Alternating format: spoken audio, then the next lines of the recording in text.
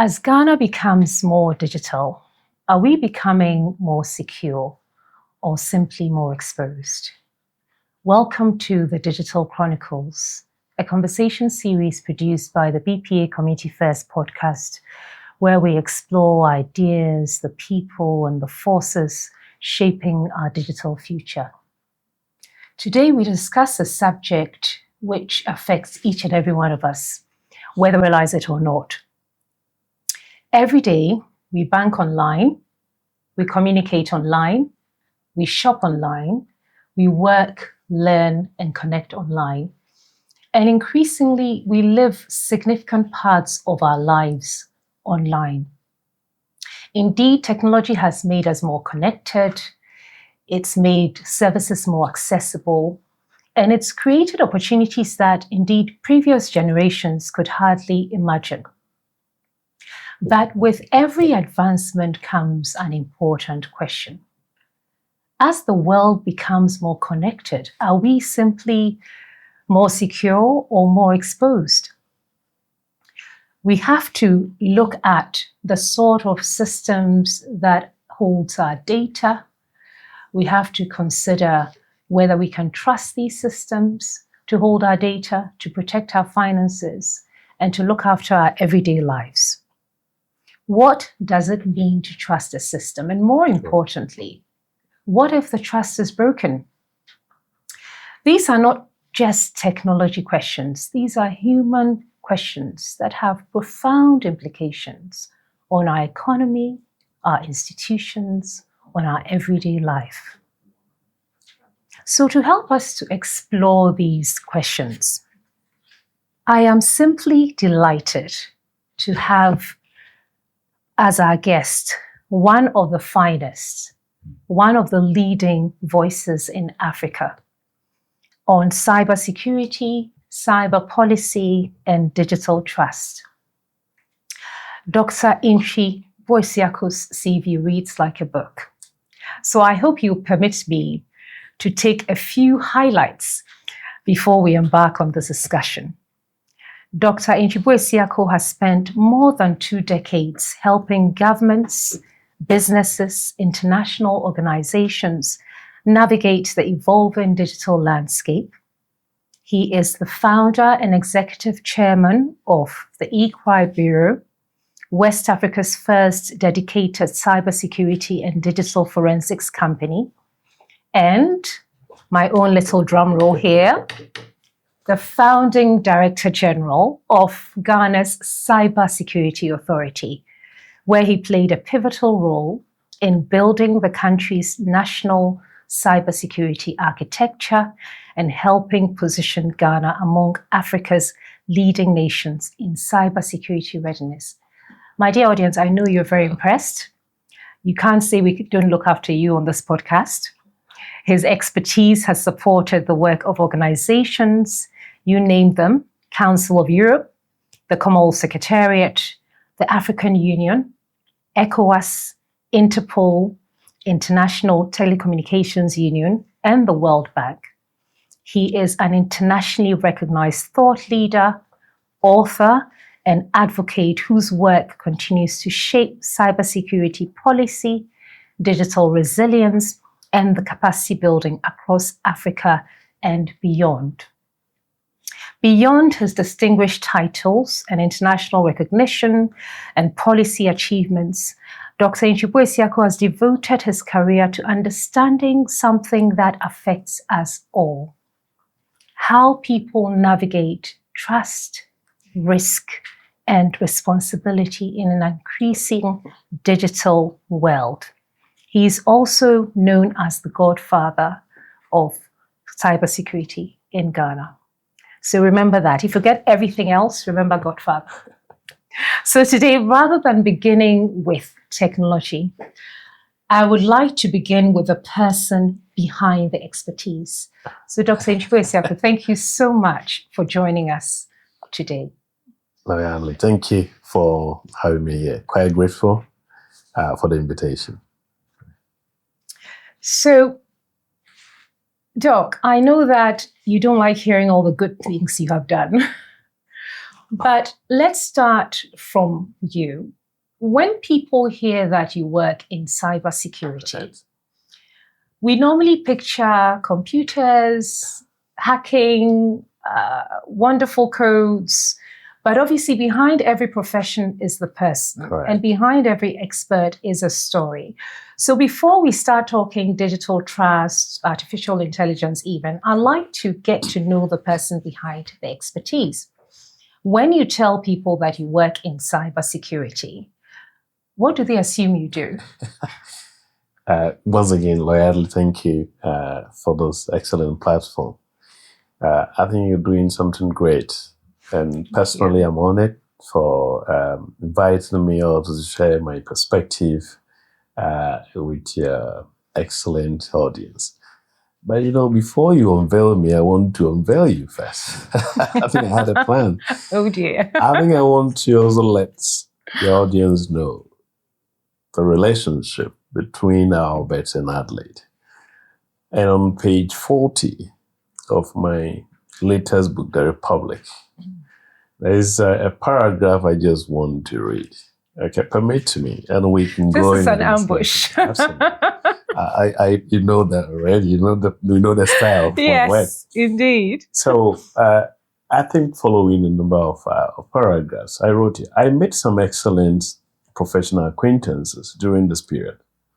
One such professional acquaintance was lawyer Adelaide Beneprempe. Adelaide and I met in 2015 at the E-Crime Bureau at the time at Adenta, a meeting which, according to the brilliant lawyer, coincided with her own cybersecurity journey. Our exchanges during and after the meeting forged a common interest, particularly in the area of law and its application to cybercrime and cybersecurity issues. Lawyer Adelaide eventually became one of the founding board members of the CSA. The Republic is a story of Ghana's cyber development. And before I start, I think you emphasize on my role as the founding director general of the CSA, but I also want to emphasize on the pivotal role you've played here. Thank you so much. I'm very honored. People possibly don't know your own contribution within the ecosystem, but more than a decade. I remember very well at the time how many people, lawyers speaking about cybersecurity. Indeed. I had been around, I've been 4 or 5 years. Yeah. You were the first lawyer for the private sector amazing. that had approached me. Yeah. And I saw your interest in the technology field, and I'm not surprised what you're doing now. I think, thank you also for the support that you gave with respect to the implementation of Ghana's cybersecurity. I mean, law. I was honored. Okay. It was a joy to work under your leadership, and that's why we're here, because it wasn't so much politics for you. Your dedication transcended politics. It was a national service, I think. That's what I'll call it. And so, your reputation precedes you. So congratulations on that. I'm always pleased to talk about your good deeds. Okay. Good. So back to business. Where were we? Cybersecurity. Right. What do people assume that you do? I think it's a mixture of things. I think, frankly, I haven't been open much. In my own family, I don't think, they know what I do. So people have different expressions. Do you work with police? Do you arrest? Do you do intelligence? Do you secure systems? Yeah. Do you, catch cyber criminals? But people just, those who get to know that side of you, then they just report people. Look, I suspect those people are doing cyber criminal at dinner parties. You don't want that. Yeah. So it's a mixture of things. I don't think there is a single connotation associated with a professional cybersecurity professional. Why? Because there's a new area. Yeah. It's a new area of knowledge to many people, even within the intellectual community, unless those who are in the field. I think cybersecurity appear differently, to them. Yeah. Others, some of them look at it at a very micro level. Of course, that's the interaction with digital systems and the security of it. That's understood. Others also look at it from the very macro level. So it's quite interesting, a bit. The reactions. The reactions are quite diverse. And it all depends on different people, and most importantly, how connected, how close, and their own experiences with the cyber domain. So that is really a complex one. No, but it's interesting because obviously I've had the privilege of working closely with you. So I realize that the reality is a little bit different from what people talk about sort of generally and socially. So it's quite interesting to know what your experience is. Look, when we started, especially, at the national level, the constituents are quite broad. You have the private sector, you have international, you have those interested in the children's, protection on the internet. You have the national security environment that also has a huge interest in the area. And normally you have industry. The industry had a very single, one-way dimensional view of cybersecurity. When they are not seeing that, you are not working. In fact, the processes of actually developing a legislation itself or policy. These are things that some people do not see, but you don't blame them. That's what I'm saying. Understanding us is such a multi-dimensional ecosystem, and people's knowledge, the experiences. It's very basic. I knew people, intellectuals, who were speaking on radio saying Ghana didn't have cyber crime laws. Electronic transaction had existed many years ago, and that legislation is so valid. In fact, if you look at Section 123, I keep on saying that you can use that to really prosecute almost every cyber incident as far as, it is criminalized within our jurisdiction. But this is really educated person speaking of joy. Treat us like, again, gathering dust on the shelf. It's just to connect to your first question. What do people think of us? You need to understand people. Exactly. Look, people's experiences are always generally subjective based on their experience, their knowledge.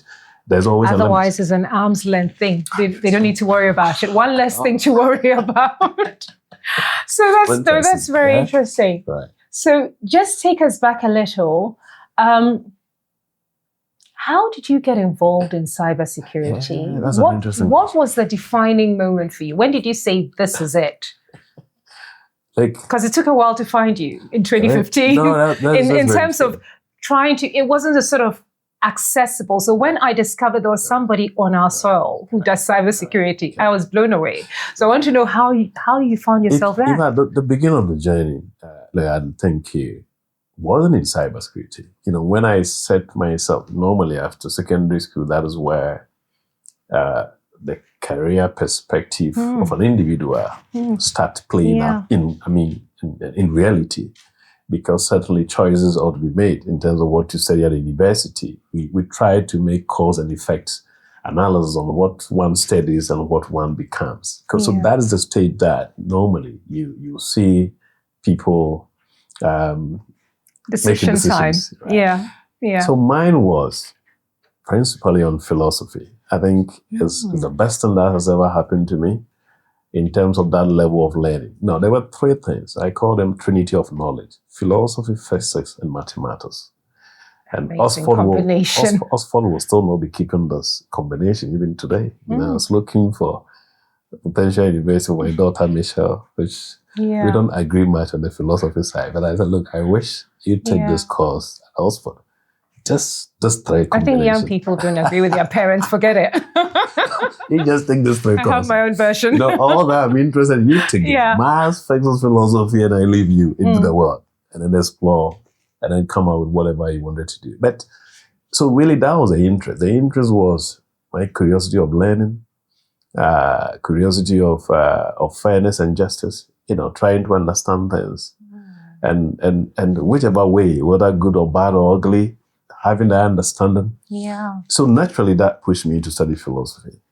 So cyber wasn't part of it. But after philosophy, which is the first degree, I didn't study philosophy to get a job.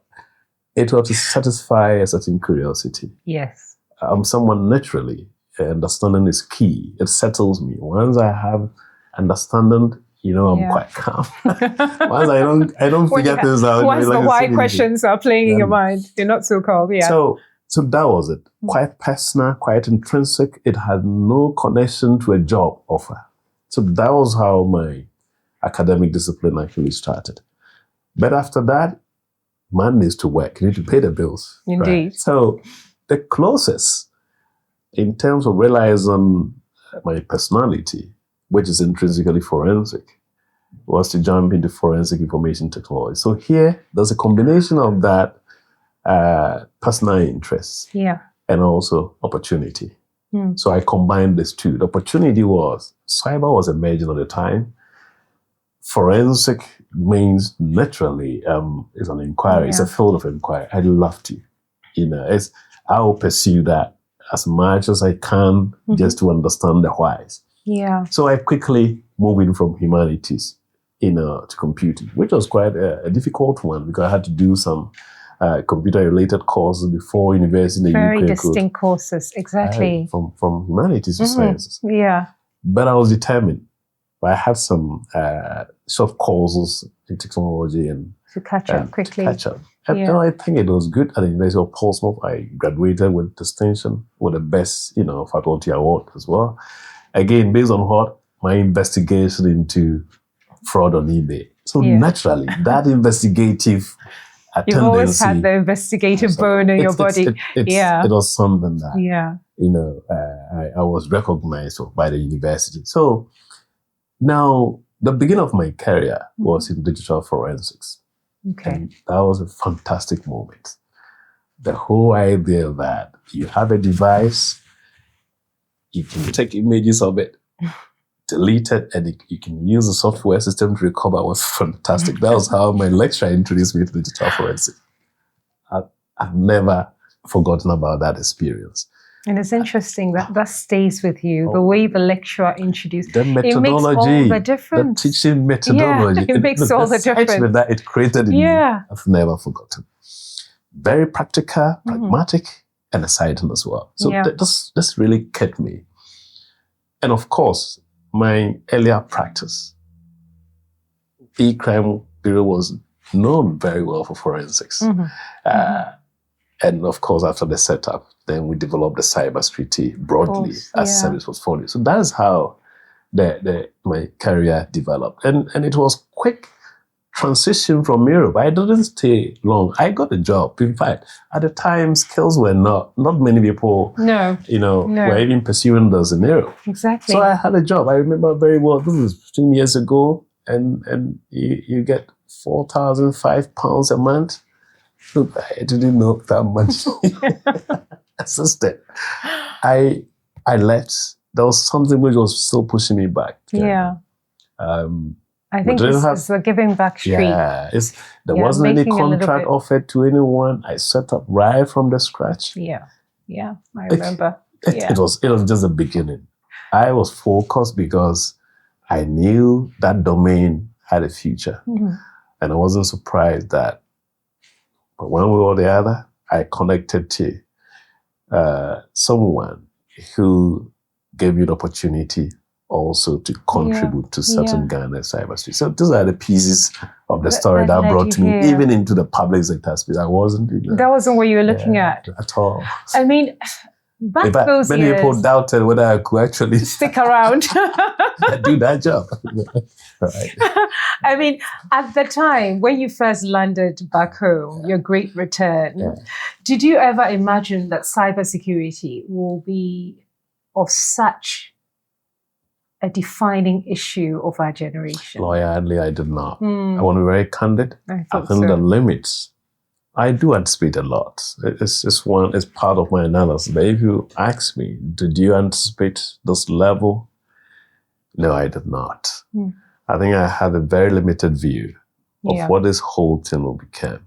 That, the World Economic Forum is reporting arguably that cyber insecurity likely to dominate the global That was threat very landscape. bold of you, I have to say, to return home with that. Look, it wasn't a pleasant story. Focus. Oh, I know it wasn't a pleasant wasn't. story. The system, human beings, Generally, it was not. Doing business in Ghana is not a walk in the park. So not at all. thank you for sticking it out, because I dare say that we probably will still be at a very nascent stage when it comes to cybersecurity in Ghana. And I don't say that lightly, because I have been inside and outside, as it were, so I know what I am saying. So you spent decades both studying both technology and human behavior, and it doesn't surprise me that you study philosophy. Correct. Right?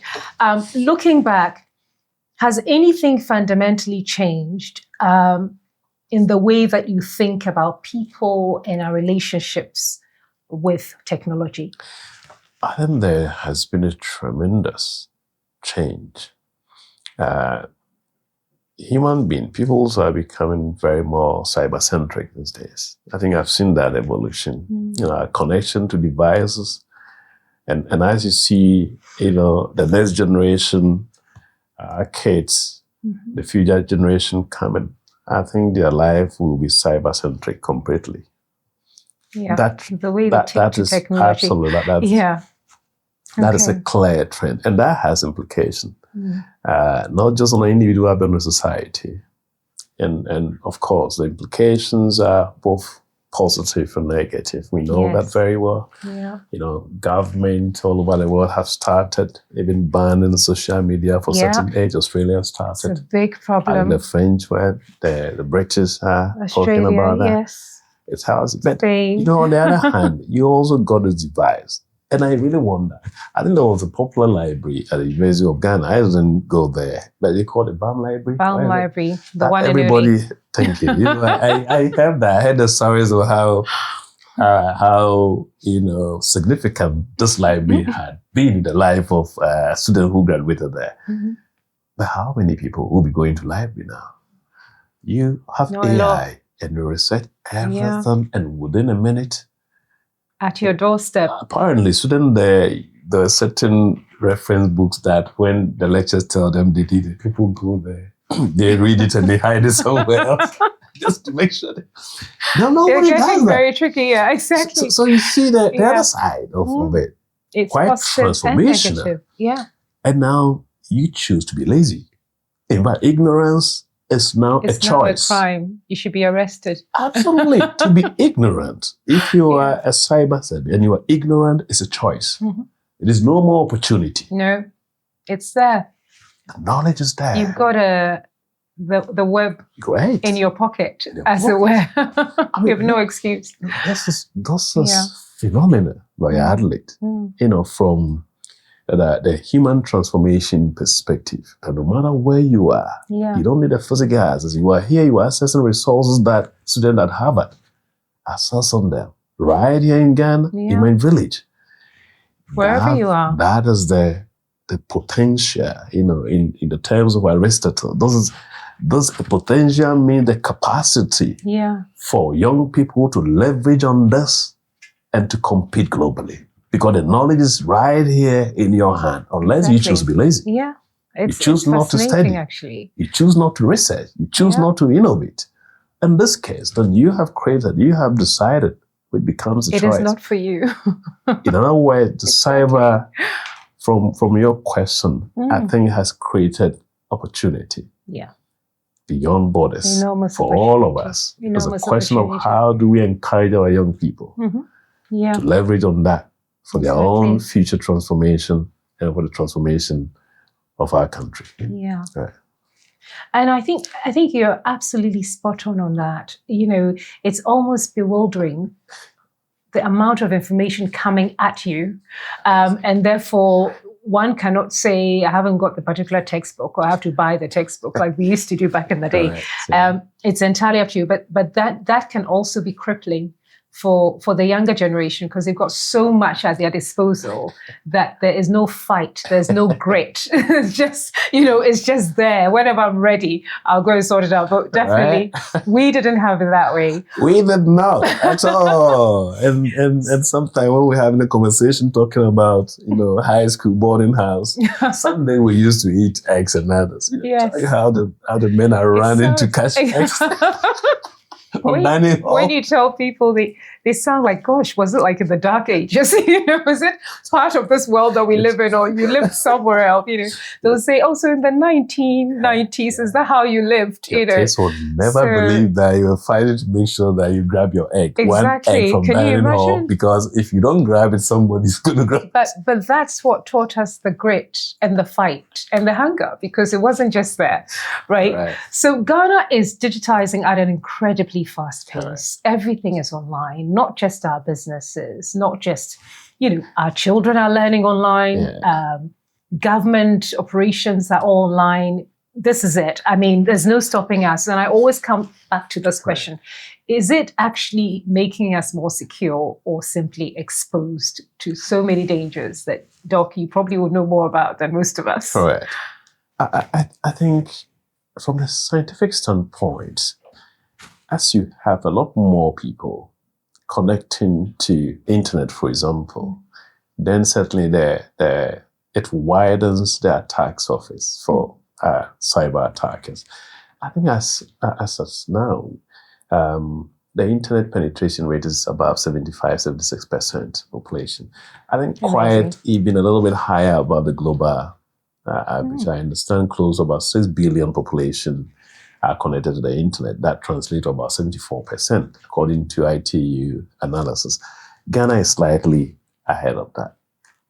A positive development in terms of our digital development as a digital development indicator. On the other hand, it means naturally, the cause and effects scenario means that you have a lot more people that if a cyber attacker or want to try a phishing attack on a population, instead of few numbers, likely to get a lot more numbers. Yeah. So from that standpoint, the exposure has been widened. Okay, because as is also exposed within organization, one contact could also affect or infect the others who are thinking on the other side. So from that, I think it's quite a serious issue for us that digital development is good, but the risk exposure is also high to us. Let's also look at one analysis. Normally, I think in more than 90% of cases, the human factor is key in terms of some of these risks here. What is the level of awareness of citizens in terms of these users? Precisely. That is another gap. That's another thing altogether. I don't think Ghanaians generally, we are security conscious. Broadly, I want to frame it within a broader security. It's not only cyber. We're not security conscious. You try. Get to the airport, give your hand luggage or your bag, give it to someone. Please, can you keep an eye on me? I'm using the washroom. Willingly, they'll do. Elsewhere, you can't even ask. Not. The alarm bells will set off. There's a potential bomb in our midst quickly. In fact, if somebody gives you, don't accept it, you are alien. Chance. Oh, goodness, you are. Like, why? What do you think you are? What do you think you are? Exactly.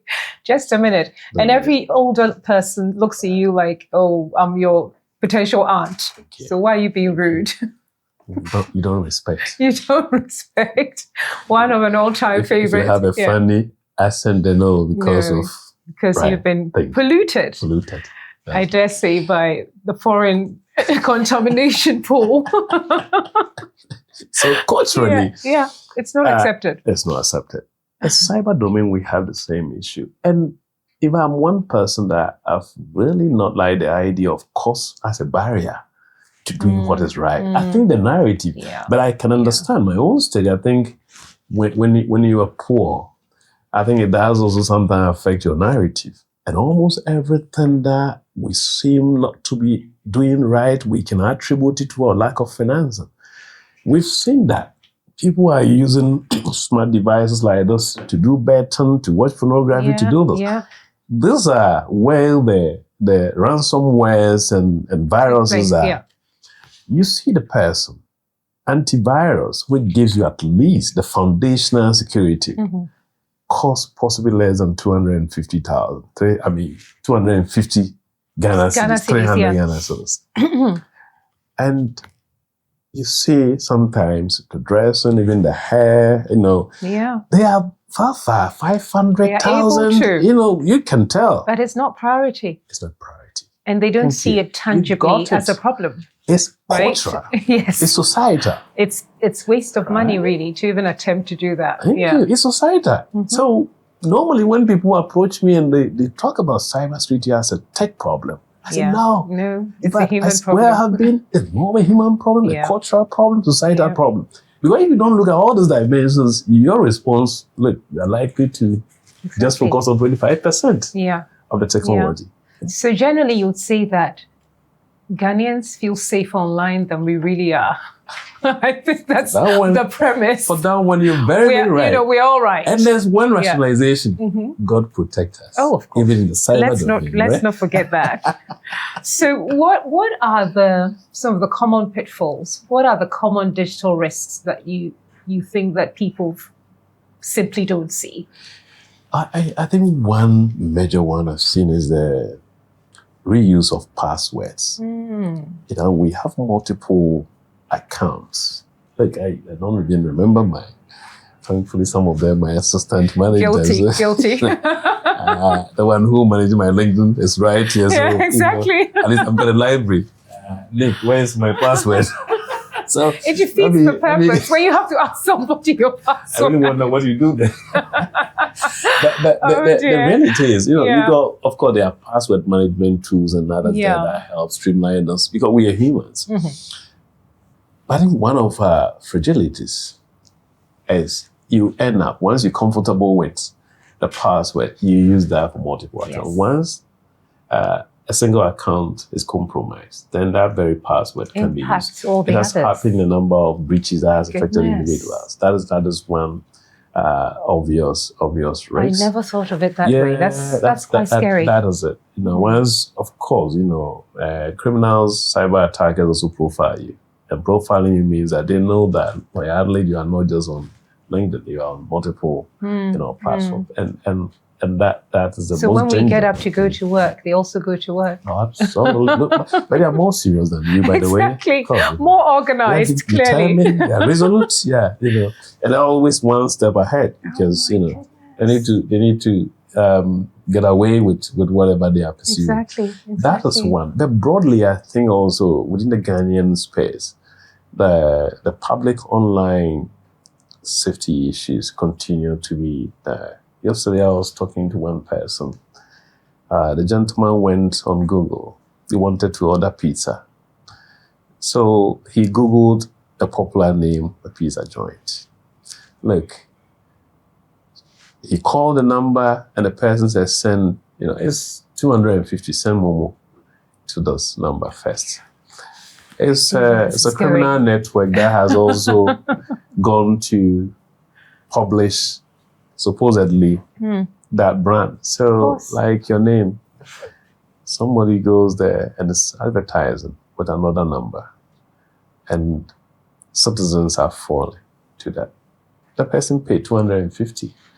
Times 20. But it's an aggregation. Fantastic. Smart. Times 20. You win some, you lose some, huh? I mean, if you lose Doc because he's so savvy, they're making money. Somebody else will be, it pays. We're exposed to that. It pays. That is just one form of this threat, but we also have the usual recruitment. There's again, culturally, it's like pay this before I help you. And hardly people have approached me, in fact. Yeah. They needed help. You guide them the right way. They will never understand. Right? They will never understand that you guiding them the right way. They think that, look, you can pay this before. I think we so much they will not listen to you. In fact, we're money I don't know, led. sometimes when they think that you don't wish them well, or sometimes they look at things that they could do without necessarily having to pay anyone money. Yeah. They want You to. view the suspicion. So I think some of our citizens are used to a certain system, certain way of life. Yeah. That has become part of A them. hindrance. A real hindrance. Criminals knows this. They're taking advantage. I did mention that my research at the postgraduate studies at the University of Portsmouth, I work with eBay. At the time, eBay had introduced PayPal. Before then, they used to accept Western Union and all that, but they felt like that was a major fraud area. So they introduced PayPal. And I set up a kind of undercover study on eBay platforms, monitoring the trend around how criminals were exploiting PayPal. And they were set to look, the criminals changed their approach from Western Union because eBay has told them, has told the whole world that they should use PayPal. They cloned PayPal's payment platform. Yeah, that's the issue. What am I saying? Crime is a rational activity. It follows a rational choice theory, as we all know, and criminals invest. So when they see Ghanaians naturally think like this, they take advantage of it. Yes, of course. Look, I've got a deal here. I've got a deal here. Look, I think 1,000 will get you this. Yeah. It might be a slot, US Embassy slot. Exactly. Oh, yeah. Well, this is it. Yeah. I think they attack or prey on our vulnerabilities in terms of what we want the most. What we're desperate for the most. And that's what makes us vulnerable. And that's what makes us so vulnerable that we are so innocently open, if you like. We're happy to give you everything you want if it addresses that immediate need. Loyally, let me bring one perspective in. There's one professional experience I've had and I've still not been able to figure out. What was it? We investigated a case, it was a due diligence investigation. The person was to part with money. Likely they approached the bureau. I handled the investigations and it was established that, look, the people have used all sorts of fictitious GRA receipt and others. We advised the person, no, this is not. The person insisted. It was legit. I try as much as possible to stay from metaphysics. That is not my area. Yeah. But when one is confronted with evidence about the falsity of a matter, about the fictitious nature of a matter, about fraud, misrepresentation, even on the face of evidence, people still are determined to move forward. I want to leave it for you to determine what. This is very worrying, actually. Then why do they darken your doors in the first place if they're not going to accept advice? It went beyond not accepting professional advice. Like, I have not seen something like that in my professional life. That beyond evidence, people's will to proceed to plow and to part with money for fraud. That's what I'm saying. I haven't got an answer. Can you imagine from the scientific standpoint, I was able to conclude that, look, this is not. No, that's unique. Because it's different that if you're sitting as an outsider and watching our digital habits with worry, but to actually be part of the intervention and it's still not working, then I dare say we have major issues that we will tackle in this conversation. By all means, one has to do that because one thing I've noticed about cybersecurity, and it's not normally the sort of conversation you have on a regular basis, but it is fair to say that when it comes to cybersecurity, we only have conversations after something has happened. Absolutely. If we hear that, for example, yesterday I heard that, I think from beginning of January to June, 3.4 million cedis is what the figure that's been put to online fraudulent investment activity in Ghana. We're in the middle. And so if somebody has been scammed in the family or has been hacked or indeed something has been stolen, sadly we are all in panic. What sort of conversations are Ghanaians not having now about cybersecurity that we ought to have now so that we are not as reactive, but our eyes are wide open. Right. Okay. I think this is very important. Loyally, I would look at it from two levels. One is a micro individual personal responsibility level. I think we've not really also come to accept that security is a personal responsibility. It is, fundamentally. I own this device. I decide what to do with this device.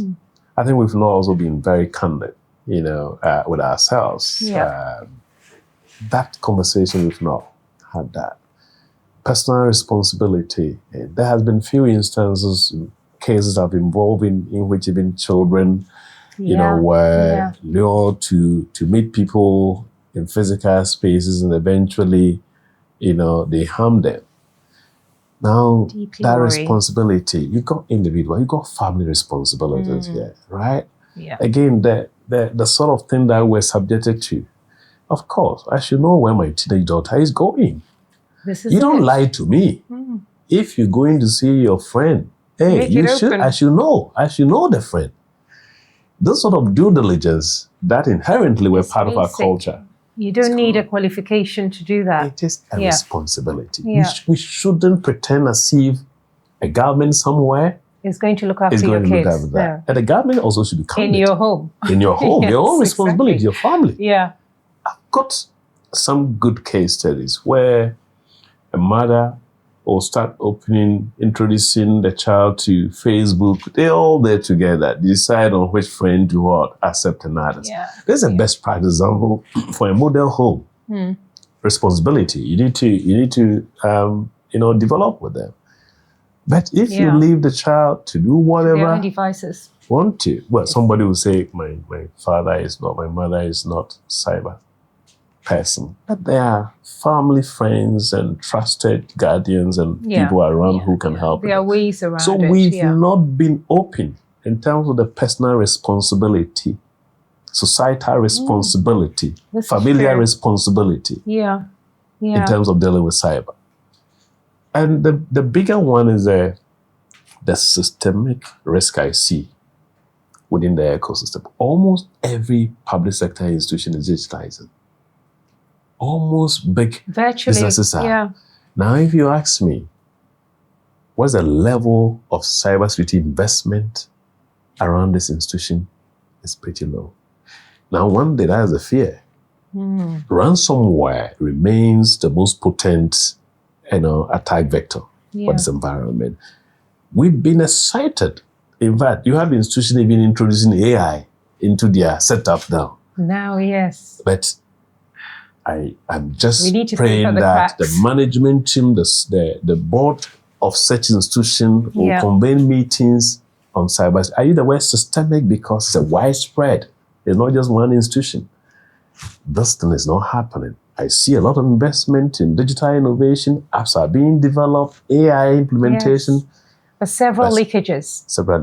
If you think about the hair-raising AI-fueled cybersecurity potentially at our doorstep, is a completely different conversation. So we need to take the steps, be systematic, and figure out where we go step by step.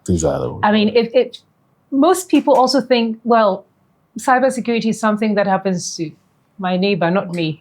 I mean, cybersecurity. I hear they talk about it. Cybersecurity. It is not me. What would you say to them? This is one of the cultural, religious, societal phenomena of our republic. It's part of it. The whole sometimes thinking that I am protected by God. It can't happen to me. And people say that with confidence, with certain absolute certainty. And sometimes you really wonder, on what premise is someone making this assumption? I think this is what we've been culturally led to believe. That, thinking that this thing won't happen to you will not. And it becomes attitudinal. I'm too wise. If I use the word, it becomes attitudinal. You see the posture. There's no openness to learn, to improve. It's a block. Completely. It's a silencer. It can't happen to me. It can't happen to me. End of discussion. Move on to the next point. But unfortunately, those are the very person that even cyber attackers are targeting them. Because caught unawares, as they say. Complacency can never be a shield for cyber protection. Yeah. And then it's actually a vulnerability. There's enough complacency, I have to say. There is enough complacency. And complacency influenced by cultural, societal, religious attitudes. That's my description of what I've seen within our country. If we're going to progress in this endeavor, we need to be balanced. And in fact, if we're looking at religion, we'll say God helps those who help themselves. So if you're going to sit on your hands, I don't think God can save you from the wave of cyber attacks that are coming. So, we say what we want, but we leave out the important bit. So in addition to that, what are some of the myths about cybersecurity that you wish would disappear overnight? Wow, that's a big one. Well, one of them is cyber breach will not happen to us. It's too far removed. Yeah, it's too far removed. Yeah. This happened in the US. Too complicated, yes. And there's a corporate level. The elite within the society. That's what affects budgeting. That's what affects budgeting. Right. Government level is worse, actually. But we are, look, it's a whole belief. It's a belief system. Exactly. When you have a society founded on belief system, we're looking at the physical, when the belief crumbles, as we've seen within, historical epoch of humanity, then you are crumbled. Yeah. Anything built on science, has certain level of resilience. Of course. Not a belief system. Of course. Frankly, how do you just believe that things will not happen? It will happen to you. Yeah. When, on the other hand, in the world of information technology, in the world of digital transformation, intrusion becomes existential threat. This is the science. Well, this is it. And that's why in other parts of the world, they're investing millions and millions of all sorts of currencies. To invest in intangibles here, something you don't see. Politically, it's not attractive. I've worked in government. And I can tell you you put it in such a lovely way, Doctor. You've been the last person on the queue. All the agencies. You knew that. We've been at the board. Exactly. Look, your budget sharing will come first. We want to do the school, we need to do the hospital, You need to show some miracles. The tall list. Yeah. And at the moment, you're not looking very attractive. Attractive so at all. Park somewhere, we'll get to you. That's the final item on the agenda. So we've mentioned trust a couple of times in this conversation. I want to know what digital trust actually means when we say the word digital trust. I hardly think it. Now, trust is a foundational pillar of the cyber world. Our digital transformation, all those initiatives that are being implemented, cannot stand without the element of trust. You did mention that cyber is a human actor. Digital platforms are only, medium by which we humans realize our aspirations. And humans, like any society, we live by trust on each other. And the same concept ought to be applied. So the confidence that a user of a digital system can have using a digital platform, a digital device, accessing online service, that's what constitutes the digital trust. Because you don't feel it, you don't see that, you are not there physically, but you believe that once I pay for this, the right item will be delivered. Will land in my box, yes. Now, when you have an environment in which such fraud is happening, it does affect e-commerce, for example. The United Nations Trade and Development Conference have come out with some statistics as to how online fraud is impacting e-commerce, which has a huge potential, for the African continent in particular. I think UNESCO has also done some work in that particular area in terms of digital trust and how education, should help promote this. It is a barrier, lack of trust, it's a barrier to digital adoption. It's a barrier to digital inclusion, but it has huge impact on commerce. Look at the easiness, the efficiency the seamlessness of getting an item delivered online. Do you need to run through this traffic? I mean, look at recent flood and others. Not Why at are all. you driving to this place to do what? It's all about convenience. Convenience. Yeah. But now, yes, I want to order pizza to my home. But Yeah. the fear is if I go online, You're exposing yourself. I'm exposing myself. I'm actually Your going data to is call out a there. number that. Sadly, you're hooked. Yeah. You know. So I think digital trust, it sounds trivial, but it's a huge element. In fact, that will make the centrality of how well we build, the digital ecosystem. Because if we don't ensure that trust building process, adoption of what even government has implemented will not be. It's a problem. It will sit on the dusty shelves, as they say. Wow. It will Our not young move forward. entrepreneurs that are investing in digital transformation, digital services, will not be able to realize the full potential of the entrepreneurship. Exactly. So I think we really need to look at that. But even it's also going to harm relations as well, because I don't trust engaging with you digital. Yeah. It does affect, it takes us back many, many years back if we do not fix. We need to get the fundamentals right. Yeah. And I think I like what you said about it not being focused on the technology itself in terms of trust, but the people, the leadership, the responsibility, the accountability. It's a whole bag. And it's almost like the technology is the medium.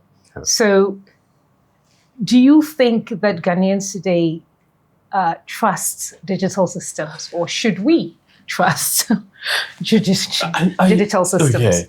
I think I would say we should. Yeah. Because of the consequence of not being left behind. Thank you. So certainly, I'm making a very subjective opinion. Yeah. Without that, we are. Look, it's disheartening that I cannot purchase on Amazon for the item to be delivered directly to me. My Ghanaian address, I can't make order, use my credit card to what? I can't sell this book directly. It's a Ghanaian author. I'm a Ghanaian. Buy everything. But I have to host this book in Italy. It has to be on the global stage. I cannot host this here as a Ghanaian author selling globally. I have to. Even French translation, I have to host them in Italy. Italy is a country that Amazon is accepting as a country by which orders can be paid and delivered. There's a practical implication of how, lack of adoption, trust is affected. And why will eBay and, Amazon taking the decision? Say, Ghana, because of the higher export region in terms of fraud. Yeah. That is one of the major reasoning that a global will take such a decision. Marketplace will take such a decision. It is affecting us. The implications are so many. I mean, it just, from what you're saying, we can't talk about being digitally successful if we do not get our house in order on the digital trust front. Got it. We're paying lip service, but we are nowhere near. We are not being recognized as a country that is digitally successful, and that's huge implications for our economy as well, and our systems.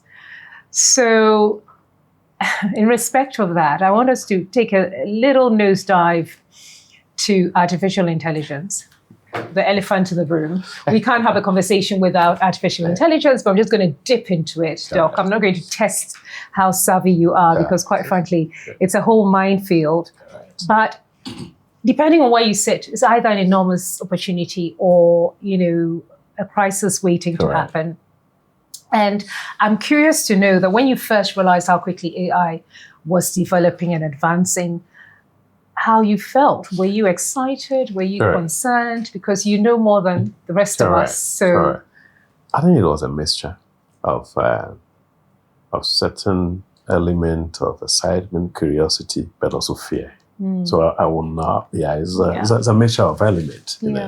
Because of where again I see threats, I see risks, and I see the potential of such enormous human ingenuity, can cause. So the excitement bits, I think I've elaborated some few of them. The curiosity is, wait, on which physics principle is bringing this, new innovation? You see, Amazing. we Amazing. look, there is this unlimited potential as to what man can do. At least my own classical learning and curious thinking. This is what I always see. So when the AI came in, I said, okay, this is one of the elements of our transformation.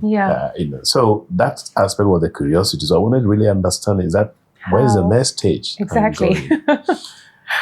So the excitement, using this to get results, getting information. Look, you can run a quick analysis, pretty short, and you are gone. But then the fear factor, the fear dimension is, okay, how is AI going to impact on the current cyber risk exposure of our society, and what even the future risks will look like? And I was trying to analyze it and say, look, so for example, phishing attacks remain one of the most common attack vectors being used. Yes. How is AI going to be used to spread us? Because ransomware is a big headache. When you talk of protecting critical information infrastructure, one of the first things you are looking at, ransomware don't get into your environment. Now, AI coming into the picture, but I've seen one dimension. I'm speaking to society, rather than those specific dimensions. Yes. You see deepfakes and others happening. Now, you see certain images circulating, you see videos circulating that appear very well legit to the human eye. It's quite scary, actually. You know how they are influencing public opinion. Yeah, huge. Violate. There's an element of interest. I'm currently working on a certain study with respect to, forensic, digital forensic, admissibility of evidence, AI-generated evidence, and deepfake evidence, and all those things are coming in. It has huge implications, application of law in a courtroom and others. See, these are if you ask me, the fear. How are we navigating around us to ensure that such enormous potential for mankind is well leveraged, ethically, transparently, governed by rules, and underpinned by trust. Just not just the developer, the user. Exactly. These are the current conversations. These are the issues. And all roads lead to not just the technology or the artificial intelligence, but how humans are using it. And the fear that at some point we can't even distinguish between what is real and not real online. Because now you have, things go viral, you take a closer look, you're like, is this? But do you know how it's influencing minds? Exactly.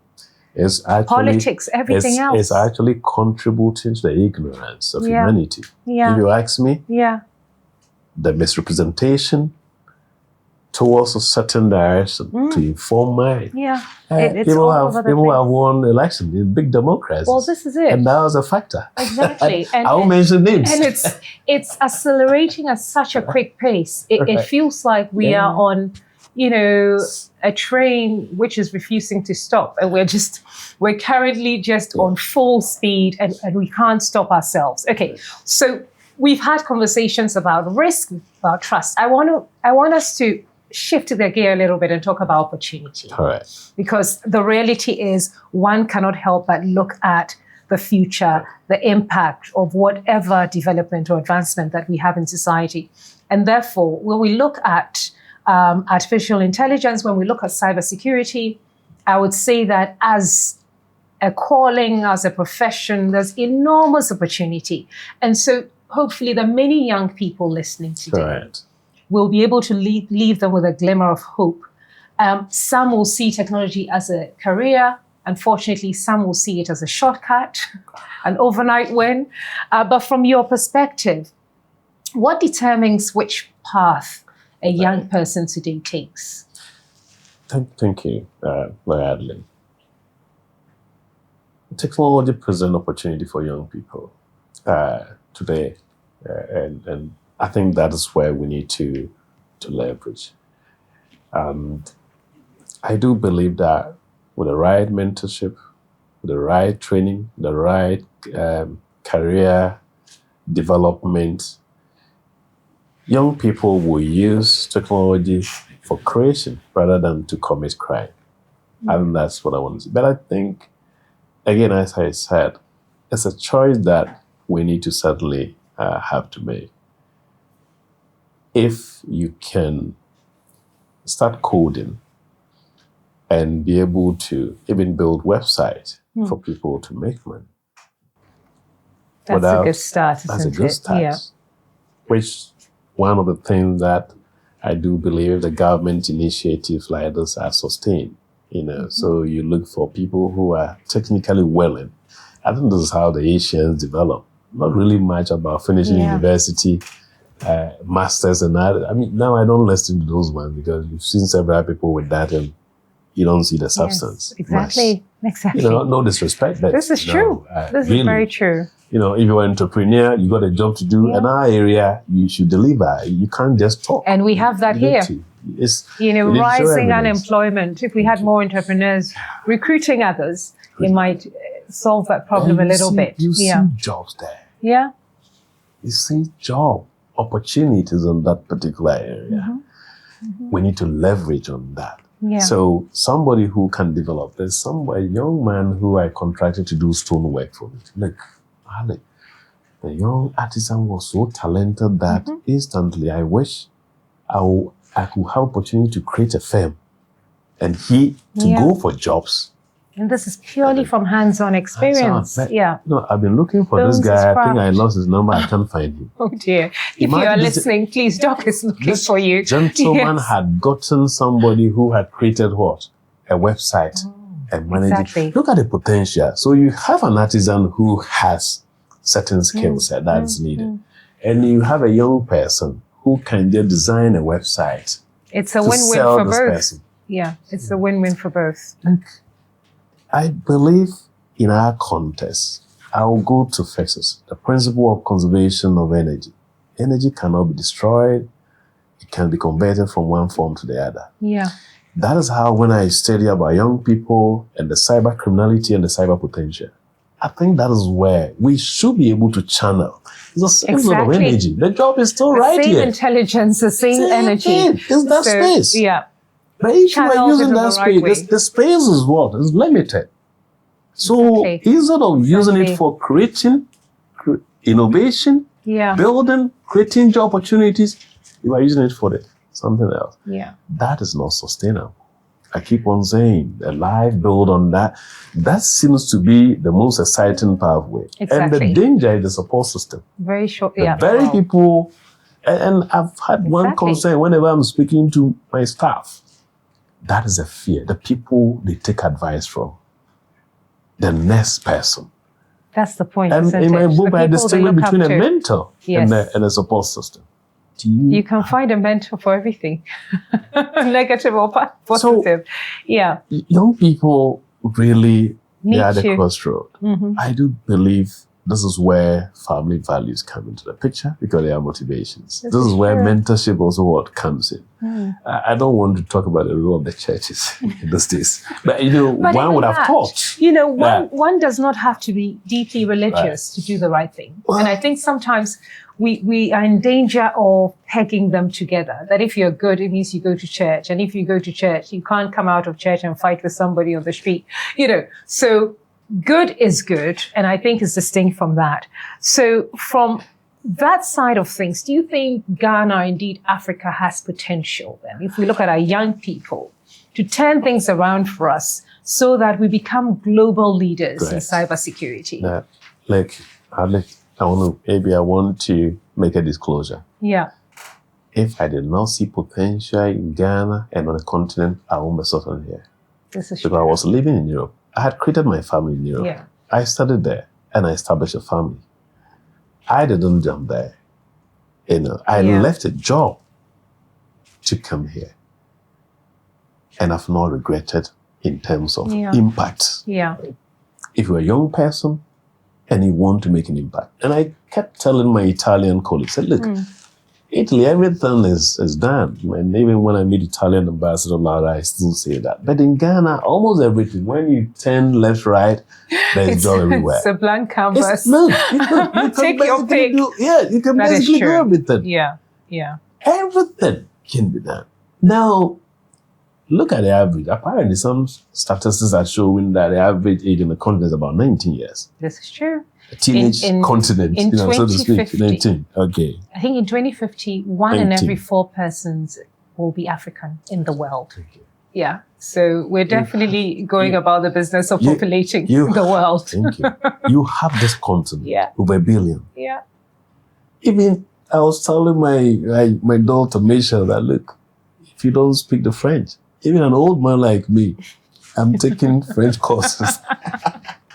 On the continent, why am I doing that? And the world is shrinking. And the world is shrinking. You need to take the opportunity. Huge continent that I know it can be tough. I mean, if you also hear the young people, they tell you it's not easy. I mean, I'll let you know how when we came to establish the number of people, if you know the statistics, look, about 70% of people who come from UK as you came down go back. You know that. Oh, yes, of course. They don't stay here. No. It's a system. So sometimes the young guy, when you also speak to them, you listen to them, the system basically is crashing them out. There's a outflow. Thank you. Huge. And it's the same thing that somebody stays abroad, you have all the comfort, things are working, then you decide to. But it depends on what drives you. It depends on what you want as a lasting, meaningful impact for yourself. Being something bigger than yourself, I think, as they say. Thank you. No, you're very right. I mean, most of us who came down here, if it was just about mere comfort, then you're in the wrong soft place. Life, it would never have come. You caught the wrong flight. So I think I keep on telling them that anybody who has come to set up something has a higher goal. Definitely. Something beyond just I've made money. Because they have decided to enjoy the discomfort of a longer term game. But then build something. So I keep on telling them, if you are going, I can say don't go, but make it a short term. But medium, long term, this is where you belong to. Yeah. That was your country. Otherwise, you get lost. It's a conversation I have with my kids that, look, you are just standing here. Where you are, this is your home. Dip in and dip out. Every vacation you are coming, you are going to the farm. This is your home. Yeah. I think this naturally tells you my belief in terms of the medium, long term of this continent, that we can't just leave it to hang. Well, I mean, I think that if you look at how the potential of this continent, it's fair to say that most people in other parts of the world are looking deeply into Africa for that potential. So why are we leaving it for them? I mean, young people are struggling because, we don't have the right mentors. We don't have the right, and I think that's why we have this platform to tell young people it's okay to struggle. It's okay to enjoy a bit of discomfort. So if you were 20 years old again, Doctor, starting your career now in the digital world, what are some of the skills that you would want to invest in at the core? You see, once again, I'm very biased about my trinity of knowledge. Yeah. If I'm starting, and I just pray. You see, my kids, I only pray because there's no way I can get them to, those days, your parents will send you to school that you want, but now they decide where you want to go. Yes. Yeah. So it's a different world. On a serious note, first, on a serious note, I think you need the skills for opportunity to get at your level. It's not about the course I've studied. Yeah. Frankly. It isn't what anymore. I've seen, it's not. I mean, I don't mind recruiting someone who is coming pure. And I've worked with people, some of them work with me at the Cybersecurity Authority, others are working with, they came from, some of them mechanical engineering, sociology, but they are doing so well in the cyber field. Yeah. There's a bit of attitude. The mindset. If you ask, that's a criteria it is. I use. It's not really about what the I can studied. do. Yeah, there are people who are basically there wasting your time. Oh, yes. Because you are guiding, I keep on saying, consulting is what? Teaching is training. So if mentally you are not ready, you are basically wasting my time. You are wasting somebody's opportunity. I think what young people need to do, and you rightly mentioned mentors, but they should also be genuine. Because they come in, and I've seen several people, I've recommended several people on LinkedIn and others, when they go in, after 2-3 months, their behavior, sometimes when they're hesitant, they don't even tell. They're pretense. Exactly. So they will come to you the first time, I need mentorship and other. Look, yeah, it's a give and take. I'm telling you. It's a give and take. The You can't just credibility be at our doors. Yeah. is also Young not people there. need to. So yeah. I think if people look around, genuinely they find mentors. Yeah. They should also know that there are certain genuine mentors there. Not everybody is fake. Yeah. They should be true to themselves, that this is what I want to do. And seek out. Always use 5 years. I said, can you set yourself out the next 5 years to pursue this? Because sometimes you can see the potential in people. They just need to focus. Yeah. And they will become great. And in great this current world, it's very difficult for young people to focus. There's too much noise and too many distractions. But I think that there are young people that at the core set out to achieve, and they do achieve. So we're hanging on to that positivity. And hopefully more people will take the advantages that are clearly available to them, be it from a mentor or indeed online or whatever else is available. So looking forward, let's just imagine that we're sitting here 10 years from now. What will a digitally trusted Ghana look like? How will every day be different? Or should I say that what needs to happen today if we're going to get there? I think 10 years, you are being fair. If you had mentioned 20 years, I said, look, I will probably be some village doing farming. But 10 years, I think, in terms of the trajectory, I also give us you from the village. It's not a problem. No, I think in 10 years, I certainly expect to see an improvement. At least the level of cyber consciousness among our citizens would have improved. It will improve. There will be a number of losses. I mean, the criminals will benefit, but I think that will lead to certain changes from that particular angle. I also do expect to see a digitally centric society. It's we like need to get there. We can't stop it. No. So that is one thing. It's all around us. It's all around us. So it's either we jump on or swim or sink, as the case may be. And when you are in China and you see 80-year-olds, how they are paying. The people don't talk. It's all digital. Seamless. Seamless. Digitally connected. I haven't seen anybody pulling money. It's on their phone, right? Yeah. They are gone. 1 second. They want productivity. They don't waste time. Look, I went to a certain restaurant. I waited for 10 minutes for a change. I waited. I just wanted to. I know the end of that story, but I'm laughing already. It was a scientific process. I never let the money go. But I was calculating. How long does it take? Exactly. Maybe it was their own strategy. Frustrating with digital advancement. Yes. See, the question is, why wouldn't you? And you're in China, they purchase and everything is seamless. So in terms of this advancement, whose responsibility is it? Would you say it's the government, the schools, the business, all of us? I think I've made it clear in this book, the 10 Commandments for Sustainable National Development. I've mentioned clearly the government is the enabler. Once we're elected, you need to lead them. You have the responsibility. That's my understanding about government, not serving government. And I know, enabler, you need to by policy. And it's not just a policy as a paper. Enforcement. How do you ensure that payment system, what incentives are you creating that when you pay with your card and you move, you get a rebate as compared to cash? So, but I see a certain development where our society, compared to what is happening, I've mentioned in China, we're likely to get there in the next 10 years. I think clearly we'll move into that dimension.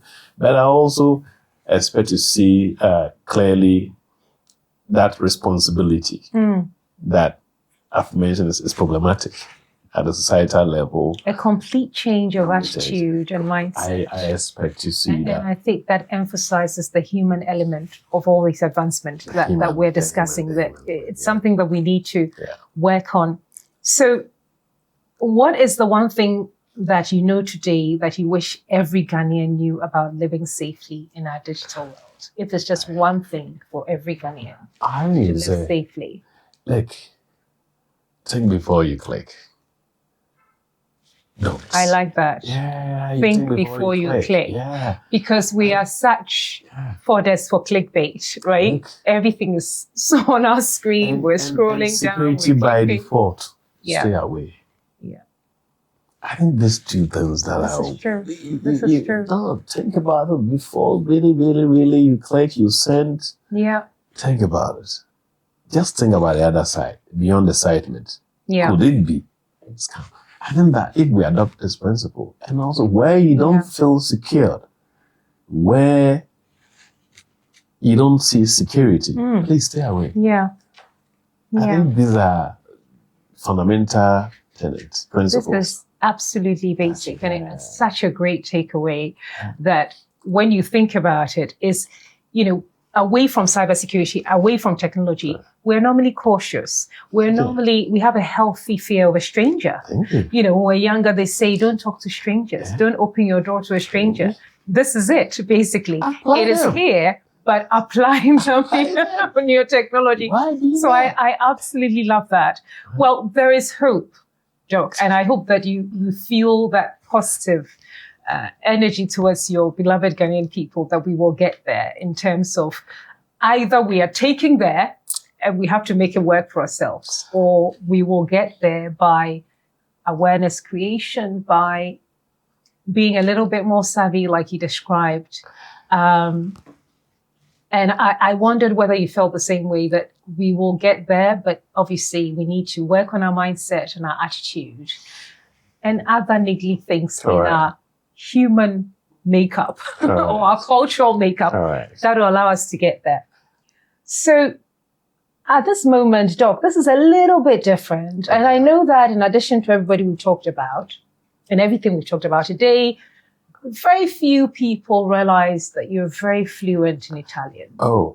So I'm going to ambush here at this point and ask for a very tiny request. No pressure, but there's pressure. Will you be willing to leave our audience with your final reflections in Italian first, and then translate quickly in English for us? I like to think that is a wonderful way to remind us that technology connects the world, wisdom transcends language. So when you're ready, Doc. Very well. El mundo está cambiando. La tecnologia sta facendo molte cose positive, ma anche dall'altra parte ci sono i rischi, sia nel governo, sia nelle aziende, nel settore pubblico, ma anche i bambini.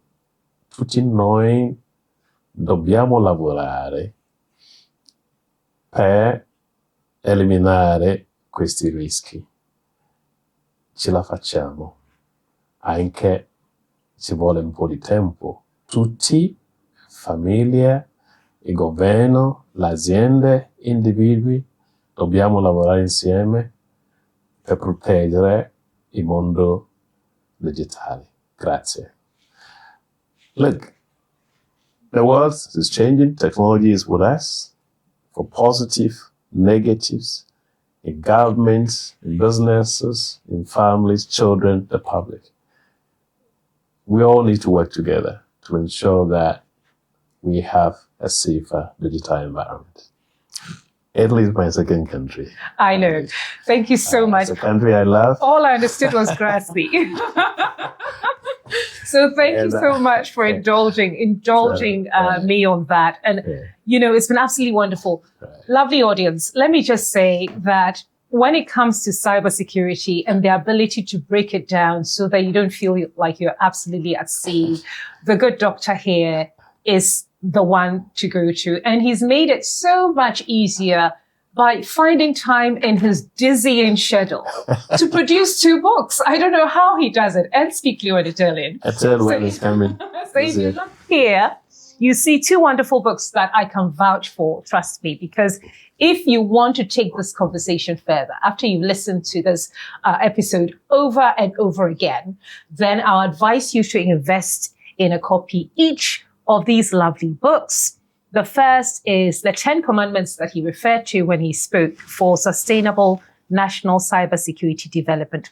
And if you see 10 commandments, you know it's all about wisdom once he uses 10 commandments. And of course, the Republic, that talks about his professional journey.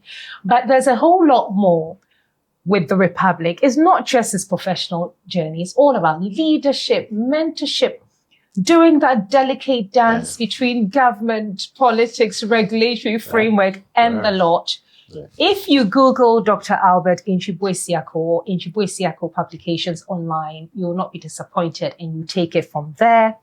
But for now, Dr. Albert Antwi-Boasiako, I want to say thank you so much for your time, for your insights, and your remarkable journey from philosophy to becoming the godfather of cybersecurity in Ghana. You don't make this stuff up. Trust me, it cannot be dreamed. So for anyone listening, thank you so much for joining Digital Chronicles on the BPA Community First podcast. It's been wonderful having you. Until we meet next time, stay informed, stay curious, and stay digitally safe. Doc, thank you so much. It's been a pleasure. Well, you're a good woman. You're doing something great. I think it's my responsibility to support you. I love this show. I hope grateful. I'll be invited again. I think you come back, Doc.